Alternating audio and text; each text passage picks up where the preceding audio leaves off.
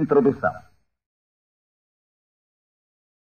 O propósito desta gravação é comentar e condensar um dos livros mais assombrosos jamais escritos. Pense e Fique Rico, de autoria de Napoleon Hill, que tem exercido influência na vida, realizações e fortunas de mais pessoas do que qualquer outro livro jamais publicado. Em todo o mundo livre existem atualmente milhares de pessoas que têm triunfado em todas as linhas de trabalho e que hoje ocupam suas boas posições porque um dia encontraram e compraram um exemplar de Pense e Fique Rico. Qualquer uma delas estará disposta a confirmar isso, e com toda satisfação. Uma descoberta valiosa. Descobri pela primeira vez esse notável livro no outono de 1949. Ajudou-me a decidir de uma vez por todas como alcançaria a meta a que me tinha proposto. Unificou meu pensamento e abriu-me um caminho reto e claro até o ponto a que eu havia decidido chegar. Um de meus melhores amigos, que encontrou o livro há anos, ficou tão fascinado pelo seu conteúdo que permaneceu em casa durante 3 dias, lendo e meditando acerca das ideias ali expostas. Depois, aplicou seus princípios e agora ocupa a posição mais alta dentro da indústria em que trabalha. Por outro lado, tenho estado nos escritórios de altos executivos e tenho escutado dirigentes de empresas famosos mundialmente, alguns com idade suficiente para serem meus pais.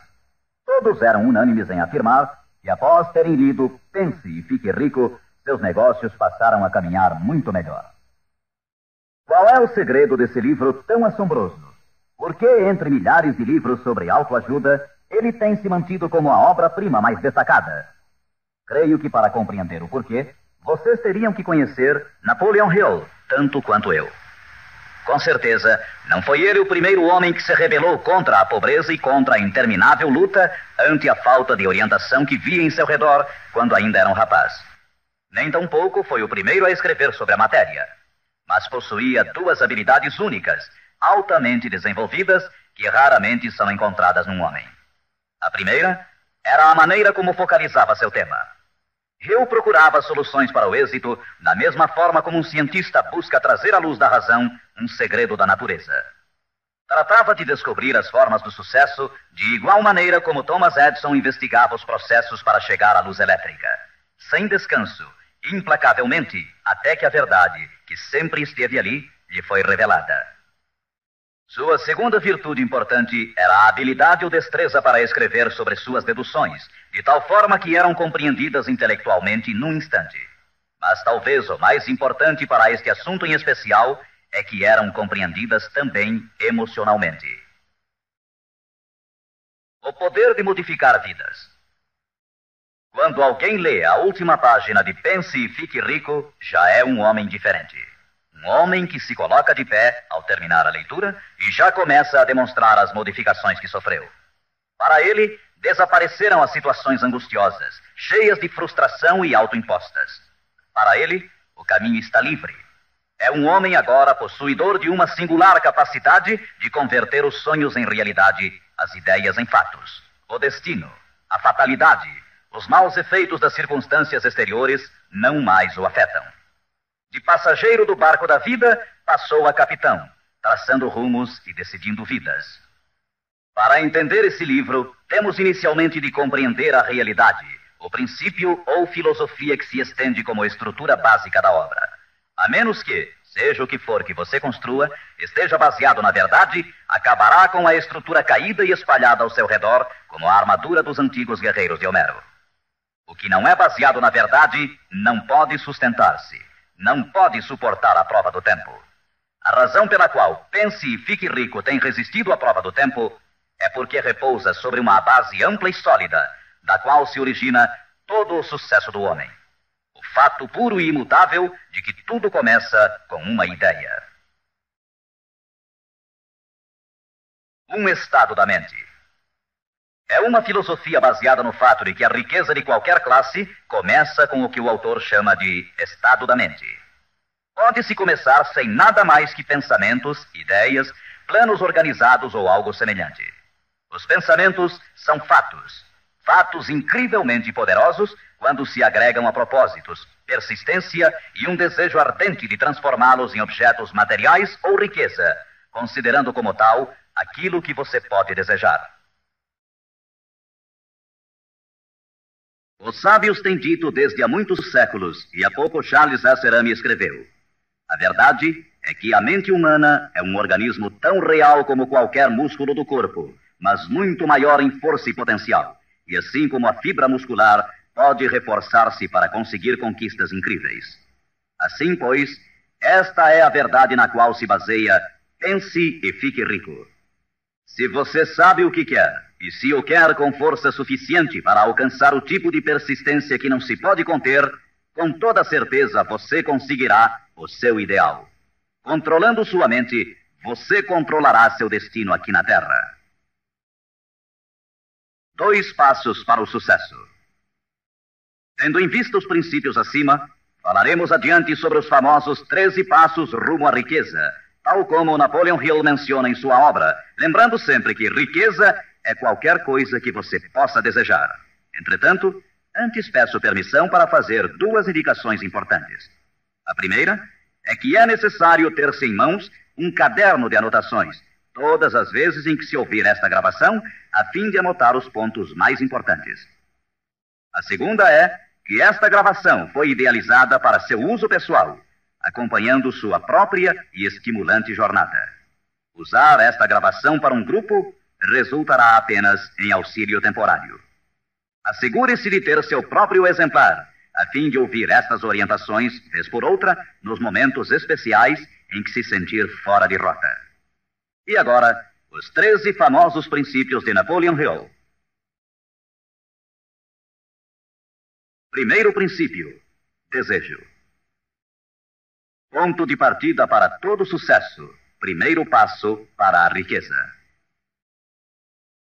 É aqui, precisamente aqui, que frequentemente tropeçamos num obstáculo.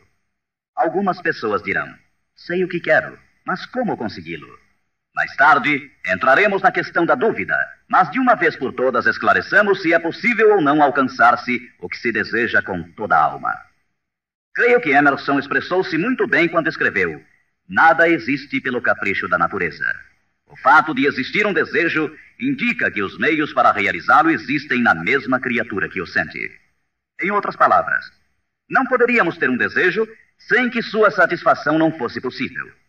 Cada um de nós tem uma espécie de guia em seu interior, e nossos desejos se modificam segundo nossa capacidade e inclinação. Não importa o que você deseja, se o quer com toda a sua alma. Você o conseguirá, pois é inevitável. O desejo é uma obrigação.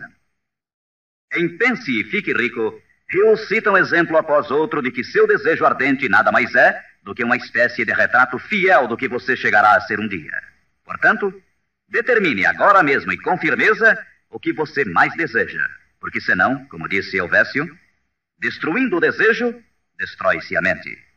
Todo homem sem paixões não tem em seu interior nem princípio de ação, nem motivo para agir. Uma boa forma de saber se em realidade você tem ou não um desejo ardente é examinar a maneira como procura alcançá-lo. Se você vai atrás daquilo que crê desejar, como se estivesse ensaiando, com timidez, com intenção de ir só se for seguro, não tem absolutamente um desejo ardente. Nunca chegará à segunda base se ainda mantém um pé na primeira. Entretanto, se está disposto a queimar etapas atrás de si, dizendo de uma vez para sempre: isto é o que desejo e eu farei de qualquer maneira, então você tem realmente o desejo que o conduzirá ao pleno sucesso. Com esse tipo de resolução, você será capaz de levantar-se após os tropeços que lhe sucederem. As únicas pessoas que não cometem erros são as que nunca tentam nada. Os tímidos são como afluentes de um lago. Nunca se aventuram ao mar amplo e profundo. Esses mesmos princípios atuarão sobre qualquer coisa que você deseje. Um lar harmonioso, uma carreira com mais êxito ou mesmo mais dinheiro para cuidar melhor de sua família e prevenir-se para os anos futuros. Para obter sua parte na prosperidade que o espera mais adiante, Napoleon Hill oferece a você a seguir 6 passos práticos e precisos. 6 passos vitais. Primeiro, fixe em sua mente a quantidade exata de dinheiro que deseja. Não é suficiente dizer: desejo muito dinheiro. Seja preciso com relação à quantidade. Existe uma razão psicológica quanto a essa precisão e que será abordada posteriormente. Segundo, determine com exatidão o que se propõe a dar em troca do dinheiro que deseja. Não é possível obter-se algo a troco de nada. Terceiro, estabeleça a data concreta em que terá todo o dinheiro que deseja. Quarto, idealize um plano definido para levar a cabo o seu desejo e dê início imediatamente. Quinto, coloque todas essas ideias no papel. A quantidade de dinheiro que deseja, o que dará em troca, a data exata e descreva claramente o plano idealizado. Sexto, leia sua manifestação escrita em voz alta pelo menos 2 vezes ao dia. Uma vez, imediatamente antes de deitar-se à noite, e outra, ao levantar-se pela manhã. Enquanto lê, sinta-se, veja-se e creia-se como se já tivesse o dinheiro, ou seja, qual for o seu objetivo. É importante que você siga estas instruções ao pé da letra. Ouça diversas vezes esta parte da gravação até que a conheça muito bem, pois o desejo é o mais importante dos 13 princípios. Este capítulo do livro termina com as seguintes palavras: através de algum estranho e poderoso princípio de química mental, ainda desconhecido, o impulso do desejo é envolvido por algo que não reconhece palavras tais como impossível e não aceita o fracasso como realidade. Segundo princípio, fé. A fé é imprescindível para o sucesso. Você jamais teria pensado em seu desejo principal se a fé não estivesse presente dentro de sua mente. Às vezes, você poderá encontrar dificuldades em ter fé em si próprio, mas tenha a certeza de que encontrará muita fé nesses princípios. Use-os, portanto. Vejamos o que Napoleon Hill diz sobre a fé. A fé é um estado de espírito que pode ser induzido ou criado por meio de afirmações ou instruções repetidas à mente subconsciente através do princípio da autossugestão. Isto significa nem mais nem menos que uma sugestão pode ser implantada por você mesmo, conscientemente, assim como uma autobiografia é uma história escrita por uma pessoa sobre si mesma. Projetando a imagem mental de você mesmo, tendo em destaque seu desejo principal e repetindo tal ação várias vezes, isso resultará na fé de que necessita. A fé é vital para o sucesso. O imperador Napoleão Bonaparte disse uma vez: todo andaime religioso se desarruma como um edifício em ruínas ante uma só palavra: fé. Por sua vez, Goethe afirmava: as épocas de fé são épocas frutíferas. As épocas de incredulidade, ainda que esplendorosas, são estéreis de todo o bem permanente. E como disse Schlegel, na vida real, toda grande empresa começa e dá seu primeiro passo com a fé. Portanto, tenha fé de que pode alcançar aquilo que busca, porque jamais você poderia ter se decidido se não pudesse alcançá-lo. Autoconfiança. Em seu capítulo sobre a fé, Hill oferece uma fórmula para a autoconfiança: repetir-se a si mesmo constantemente. Primeiro, sei que tenho a capacidade de alcançar o objetivo de meu propósito definido na vida. Portanto, exijo persistência de mim mesmo, ação contínua para a execução. E aqui agora prometo executar esta ação. Segundo, percebo que os pensamentos dominantes em minha mente reproduzir-se-ão com o tempo em ação externa, física, e que de maneira gradual transformar-se-ão em realidade física. Portanto, concentrarei meus pensamentos durante 30 minutos diários na tarefa de criar a imagem do que pretendo ser, criando assim em minha mente um retrato mental claro de minha pessoa e em decorrência de meu objetivo. Terceiro, sei que através do princípio da autossugestão, qualquer desejo que alimente com persistência em minha mente buscará com o tempo a maneira, através de meios práticos, para alcançar o objetivo que há por detrás dele. Portanto, dedicarei 10 minutos de cada dia para exigir de mim mesmo o desenvolvimento da autoconfiança. Quarto, detalharei por escrito os objetivos principais e concretos de minha vida. E nunca deixarei de tentar alcançá-los até que tenha desenvolvido a autoconfiança suficiente para isso. Quinto, sei que nenhuma riqueza ou posição pode durar muito, a menos que seja erguida sobre a verdade e a justiça. Por conseguinte, não participarei de qualquer atividade que não beneficie a todos os que dela participem. Terei sucesso em conseguir a cooperação de outras pessoas, bem como em atrair o pessoal desejado. Induzirei outros a servir-me através da minha boa disposição em servir aos demais. Eliminarei o ódio, a inveja, os ciúmes e o egoísmo, oferecendo amor a toda a humanidade, pois sei que uma atitude negativa nunca me trará o sucesso. Farei com que os demais creiam em mim, pois creio neles e em mim mesmo. Terceiro princípio: autossugestão. Mediante a sugestão repetida, a mente subconsciente pode trabalhar para nós. Já fizemos referências a isso. A autossugestão é a faculdade de ser capaz de concentrar na mente o nosso ardente desejo, até que o nosso subconsciente o aceite como uma realidade e comece a imaginar os meios para realizá-lo. É daqui que provém os impulsos, as súbitas centelhas de inspiração e orientação. Agora resumiremos as instruções dadas no segundo princípio, fé, em relação aos 6 passos, autoconfiança, e as combinaremos com os princípios sobre a autossugestão, constantes no livro Pense e Fique Rico. Primeiro, vá a um lugar tranquilo, talvez na cama à noite, feche os olhos e repita em voz alta para que possa escutar suas próprias palavras, a manifestação escrita da quantidade de dinheiro que se propõe a acumular, ou uma reafirmação cuidadosa do que possa ser sua meta, bem como o tempo limite para alcançá-la, além da descrição do serviço ou mercadoria que se dispõe a dar em troca do que vai receber. À medida que põe em prática estas instruções, imagine-se já possuidor de sua meta.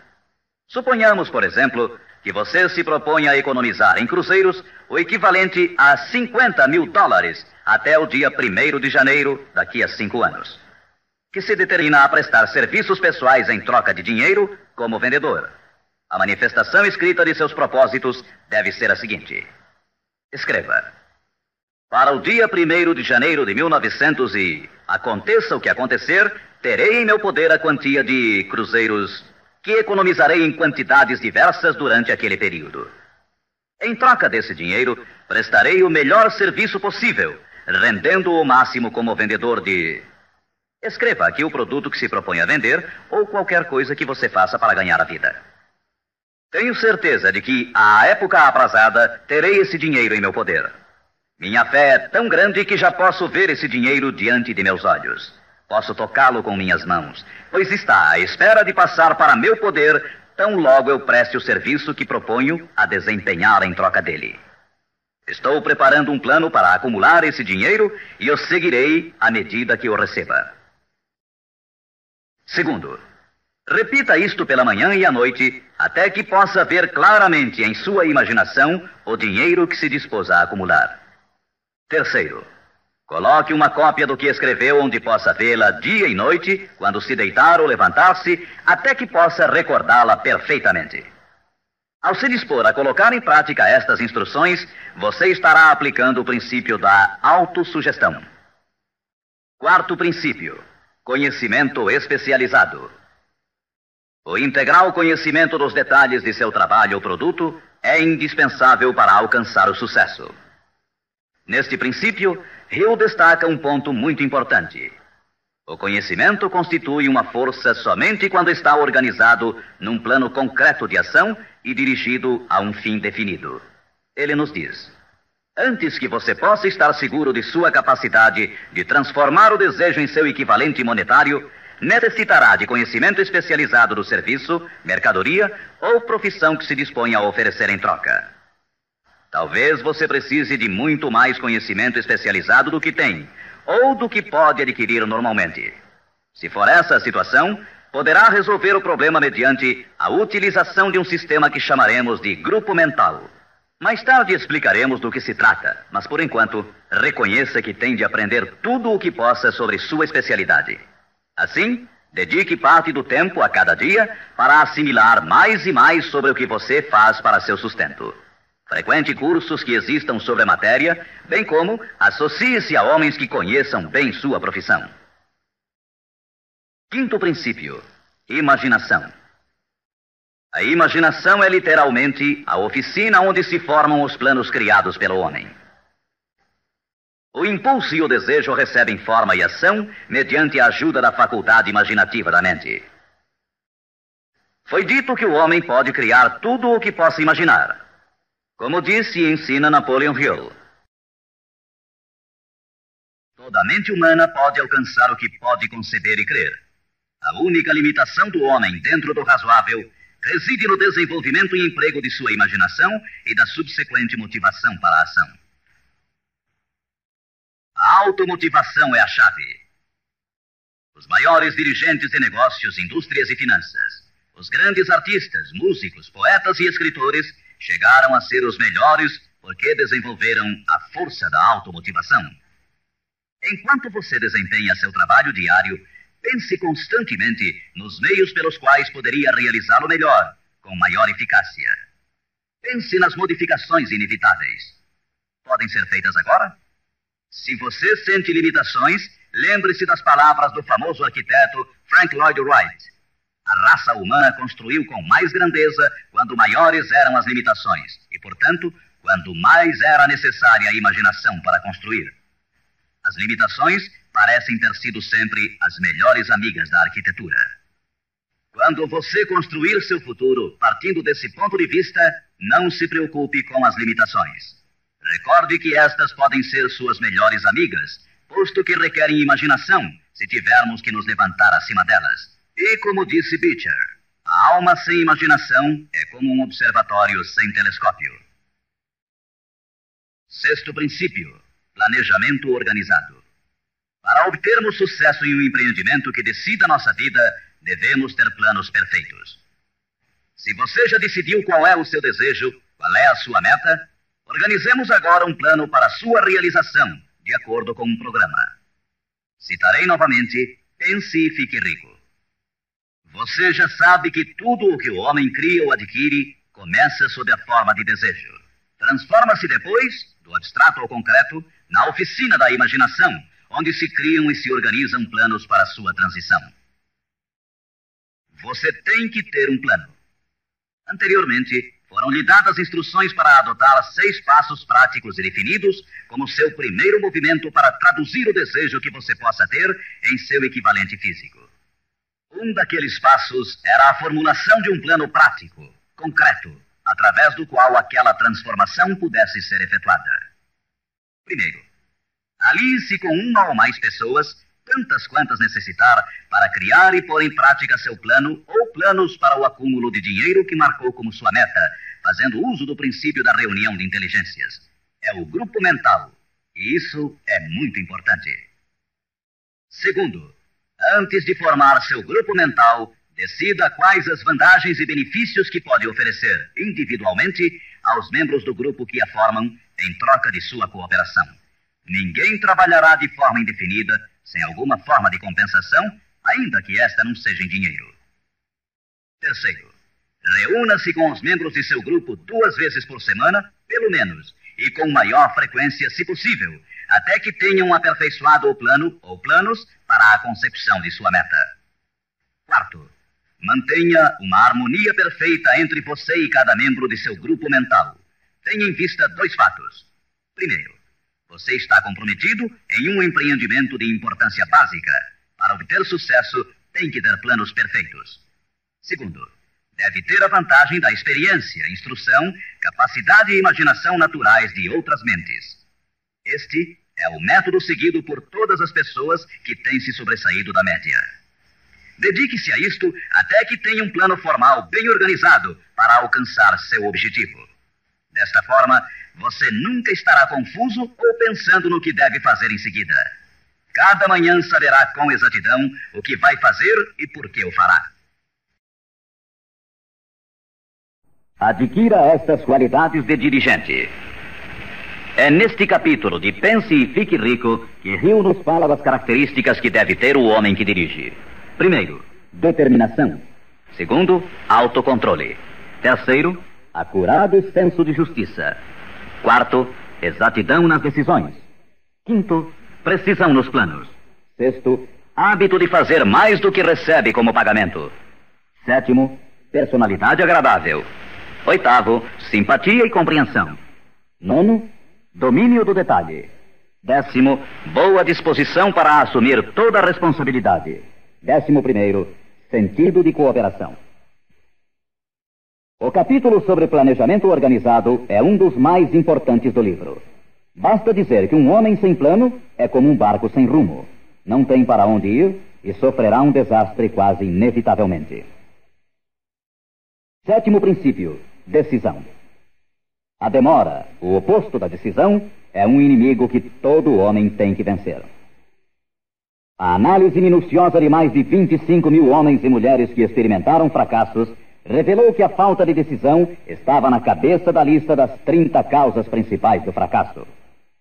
A análise de várias centenas de pessoas que haviam acumulado fortunas superiores a $1 milhão demonstrou o fato de que cada um deles tinha o hábito de tomar decisões com rapidez e lentamente modificá-las à medida que houvesse necessidade de uma alteração. As pessoas que fracassaram em acumular dinheiro, sem exceção, quase sempre tinham o hábito de tomar decisões com lentidão e depois modificavam-nas com rapidez e frequência. Ter um objetivo concreto torna mais fácil a tarefa de tomar decisões rápidas. Entre os inúmeros exemplos citados por Hill, um dos mais conhecidos é o caso de Henry Ford. Uma das qualidades mais destacadas daquele industrial era seu hábito de tomar decisões concretas com rapidez e depois modificá-las com calma. Esse modo de ser era tão pronunciado em Ford que lhe deu reputação de obstinado. Foi essa aptidão que o impulsionou a continuar fabricando seu famoso modelo T, o automóvel mais feio do mundo, mas naquele tempo o mais prático, apesar de todos os seus assessores e alguns dos compradores insistirem para que ele o modificasse. Talvez Ford tenha demorado muito em fazer as alterações, mas o resto da história é que sua firmeza de decisão produziu-lhe uma enorme fortuna, sem que fosse necessário modificar o modelo, e seguramente a companhia hoje não está pior por isso. Quando você tiver uma ideia, apegue-se a ela. As pessoas que fracassam, em sua maioria, geralmente se influenciam com facilidade pela opinião dos demais, deixando-se inclinar sem dificuldades. Permitem que os jornais e falatórios dos vizinhos pensem por elas, mesmo sabendo que as opiniões são as mercadorias mais baratas da terra. Siga seu próprio conselho ao colocar em prática os princípios aqui descritos, tomando suas próprias decisões e seguindo-as. Não faça confidências a ninguém, exceto aos membros do seu grupo mental, e tenha muito cuidado na seleção desse grupo, escolhendo somente aqueles que simpatizem e harmonizem totalmente com seus propósitos. Os amigos íntimos e familiares, ainda que isto não signifique que o façam constantemente, atrapalham com suas opiniões e, às vezes, por causa do ridículo. Milhares de homens e mulheres arrastam consigo complexos de inferioridade durante toda a vida, porque alguma pessoa bem intencionada, mas ignorante, destruiu toda a sua confiança através de opiniões ou expondo-as ao ridículo. Se uma decisão merece algo, você deve agarrar-se a ela até que a tenha desenvolvido completamente. 8º princípio, persistência. A força de vontade e o desejo, adequadamente combinados, constituem uma dupla irresistível. Segundo Hill, persistência é como a força de vontade e combina-se com o homem como o carvão ao aço. Em inumeráveis casos, a persistência tem sido a única diferença entre o sucesso e o fracasso. É a falta dessa qualidade, mais do que qualquer outra, que impede a grande maioria de triunfar. Tentam algo, mas tão logo o caminho se torna áspero, desistem. A experiência com milhares de pessoas tem demonstrado que a falta de persistência é uma fraqueza comum à maioria das pessoas. É um defeito que pode ser vencido pelo esforço. Se você quer realizar um determinado desejo, tem que formar o hábito da persistência. As coisas parecerão difíceis. Será como se já não houvesse razão para continuar. Tudo em você dirá que deve renunciar, que deixe de tentar. É precisamente então quando os homens se distinguem dos meninos. É aqui, exatamente quando se percorre essa distância extra e se continua adiante, que os horizontes se aclaram e os primeiros sinais da abundância que há de ser sua pela persistência começam a ser vistos. Com a persistência virá o sucesso. A persistência pode ser cultivada. A persistência é um estado mental, portanto, pode ser cultivada. Como todos os estados da mente, a persistência se baseia em causas definidas, e entre elas encontramos as seguintes. Primeira, unidade de propósito, saber o que se quer. Segunda, desejo, Terceira, confiança em si mesmo. Quarta, unidade de planos. Quinta, conhecimento preciso, saber que seu plano é firme. Sexta, cooperação. A simpatia, a compreensão e a cooperação harmoniosa dos demais tende a desenvolver a persistência. Sétima, força de vontade. Oitava, hábito. A persistência é resultado direto do hábito. Nono princípio, usar a força de seu grupo mental. Duas mentes que se unem nunca deixam de criar uma terceira força, invisível, intangível, que pode ser comparada a uma terceira mente. É neste capítulo que Hill descreve a importância de formar-se um grupo de pessoas que simpatizem com o seu desejo. Esse grupo mental pode ser integrado de 2 ou mais indivíduos que, eventualmente, possam ter planos semelhantes. Com a decorrência das reuniões, você perceberá muitas vezes, ao estar discutindo algo com outra pessoa, que de repente surgem-lhe boas ideias, que são resultado dessa associação. Ideias que nunca apareceriam sem ela. O mesmo sucede com a outra pessoa. Estimule seu pensamento. Grande quantidade de boas ideias tem brotado de mentes individuais como resultado de participação em grupo. Associar-se a pessoas para formar o grupo mental não deve ser confundido com o fato de deixar que outros pensem por você, mas é estimular seu próprio pensamento através da associação com outras mentes. Ninguém sabe tudo. Quanto mais afins sejam as mentes reunidas, mais informações interrelacionadas estarão disponíveis. As grandes ideias são uma combinação de informações análogas. Assim, você deve escolher os membros de seu grupo com cuidado. Assegure-se que sejam pessoas que você respeita e que trabalhem conscientemente. Todos se divertirão muito e alcançarão suas metas muito antes. 10º princípio, entusiasmo. O entusiasmo provém da canalização de todas as energias corporais em termos positivos e louváveis. É neste capítulo que Napoleon Hill descreve a importância da mulher. A mulher que quase sempre auxilia o homem que luta pela consecução de metas meritórias. A opinião de Hill é de que praticamente todo dirigente é homem cujos êxitos foram inspirados em grande parte por uma mulher. Quando as coisas andarem mal, e pode estar seguro que isso ocorrerá em algumas ocasiões, você ver-se-á abandonado até pelos que você pensava que eram seus amigos. Mas se você conseguiu uma boa mulher, nunca estará só. Ela sempre o impulsionará a recomeçar uma e outra vez se necessário, e lhe dará um novo entusiasmo que nasce de sua fé em você. Ter alguém a quem amar é ter alguém com quem compartilhar seu êxito e realizações, que lhe felicite com o elogio que todos necessitamos de vez em quando. Um homem pode chegar a triunfar sem sua esposa e sem filhos, mas a plenitude da alegria se obtém através deles. Cuide de sua esposa e filhos como de seu maior tesouro. 11º princípio, a mente subconsciente. A mente subconsciente consiste em um campo de consciência no qual são classificados e registrados todos os impulsos do pensamento que chegam à mente objetiva através de qualquer dos 5 sentidos. Da mente subconsciente, você pode aproveitar ou tirar os pensamentos como quem tira cartas de um arquivo. Ela recebe e arquiva impressões sensoriais ou pensamentos independentemente de sua natureza. Você pode semear à vontade em sua mente subconsciente qualquer plano, ideia ou propósito que deseje traduzir em seu equivalente físico ou monetário. O subconsciente atua primeiro sobre os desejos dominantes que se mesclaram, como as emoções, como a fé. Sua mente subconsciente trabalha dia e noite. Mediante um procedimento ainda desconhecido para o homem, a mente subconsciente toma da inteligência infinita poder para transformar de maneira espontânea o desejo próprio no seu equivalente físico, usando sempre os meios mais práticos mediante os quais pode alcançar seu fim. Não é possível controlar completamente a mente subconsciente, mas pode-se entregar a ela qualquer plano, desejo ou propósito para que seja transformado em algo concreto. Ninguém sabe muito sobre o que chamamos a mente subconsciente ou mesmo de subconsciente. Sabemos que é incalculavelmente poderosa e que pode solucionar nossos problemas se corretamente empregada. A melhor forma é manter na mente consciente, tão frequentemente quanto possível, uma imagem clara de si mesmo, como se já tivesse alcançado a meta desejada. Defina-a com clareza e projete-a na tela de sua mente. Retenha-a. Veja-se fazendo e tendo as coisas que obterá depois de alcançado seu objetivo.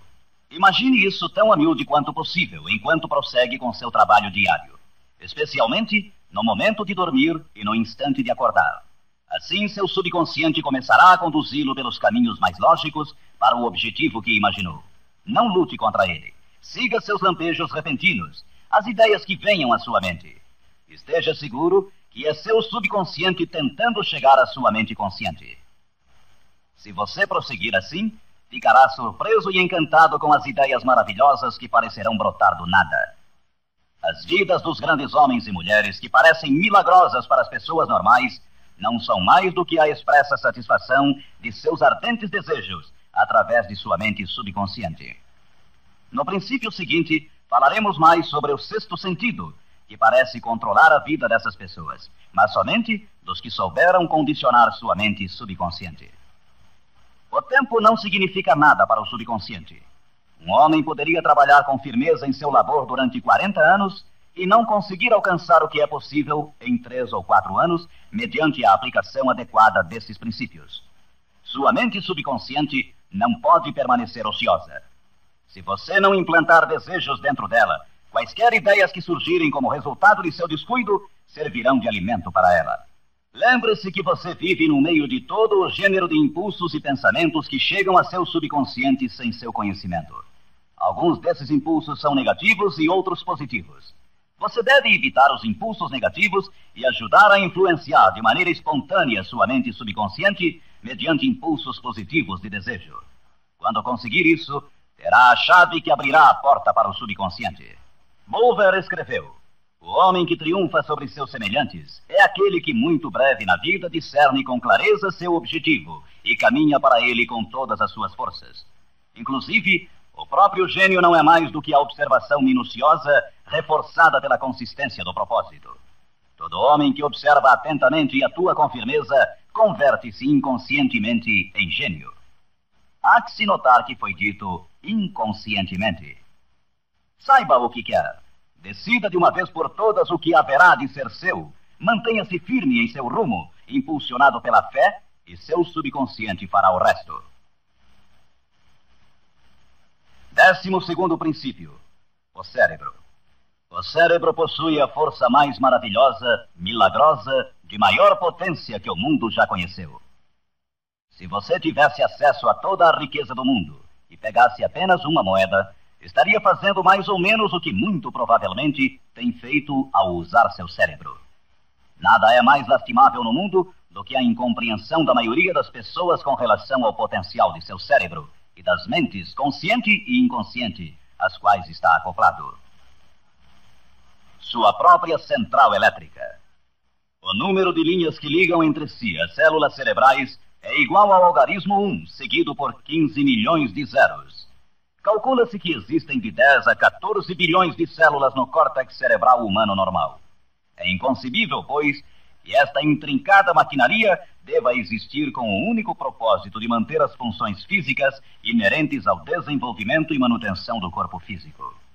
O cérebro é o mecanismo que nos deu o avião supersônico, os satélites artificiais, os foguetes que adentram no espaço exterior, as artes, as ciências, etc. Tudo o que hoje sabemos, usamos e usaremos no futuro, tem saído desta pequena massa cinzenta que todos nós temos.